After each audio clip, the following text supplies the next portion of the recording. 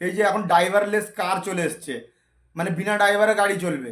তো এইগুলো ধীরে ধীরে লাগু করা হচ্ছে আমাদেরকে বেরোজগার করার জন্য। যেমন সৌদি আরবকে বরবাদ করেছে আমেরিকা, ইন্দোনেশিয়াকে বরবাদ করেছে আমেরিকা, উত্তর আফ্রিকাকে বরবাদ করেছে আমেরিকা, সাউথ কোরিয়াকে বরবাদ করেছে আমেরিকা।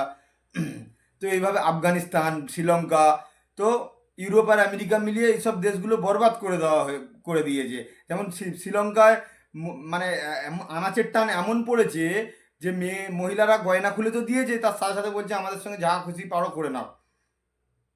একটা রুটির দাম 1500, 1600, 2000 টাকা একটা রুটির দাম।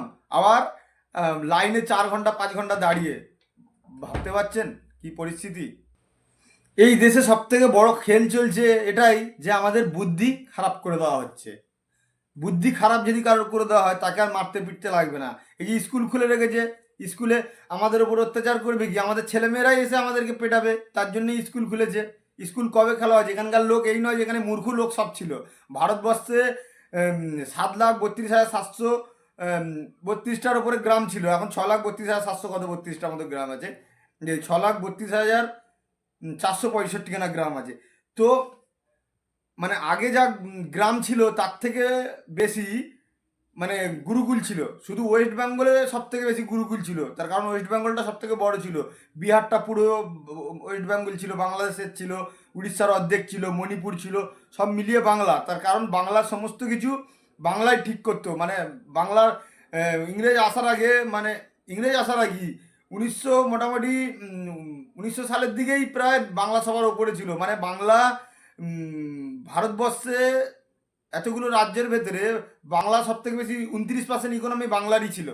মানে বাংলা এত উন্নত ছিল, রাজধানী বাংলায় ছিল। বাংলা থেকে কেন নিয়ে গেছে রাজধানী দিল্লিতে?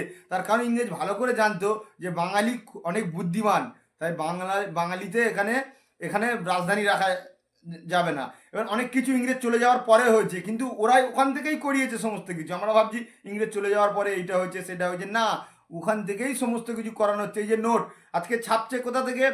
ইংল্যান্ড থেকে ছাপছে। আগে যখন ব্যাংক খুলেছিল তখন হচ্ছে সমস্ত কিছু প্রাইভেটই ছিল। যখন ইন্দিরা গান্ধী এটা ন্যাশনালাইজ করেছিল, ওর জন্য ইন্দিরা গান্ধীকে মেরে দেওয়া হয়েছিল। তো এর অনেক ইতিহাস আছে, আমি ধীরে ধীরে পরে আসবো এইসবগুলো নিয়ে। তার কারণ হচ্ছে গিয়ে আজাদি, দেশ গোলাম হয়েছে বাংলা থেকে মীর জাফরের জন্য। একটা মীর জাফর পুরো 200 বছরের জন্য দেশটাকে গোলাম করে দিয়ে গেছে, আর এখন তো লাখো মীর জাফর ভারতবর্ষে হয়ে গেছে। আর এই মীর জাফরের আত্মাই নেতাদের ওপর প্রবেশ করে গেছে, বুঝতে পারছেন তো। এদেশে সব থেকে বড় অন্যায় হচ্ছে গিয়ে দেশপ্রেমী হওয়া, দেশভক্তি হওয়া। এদেশে সব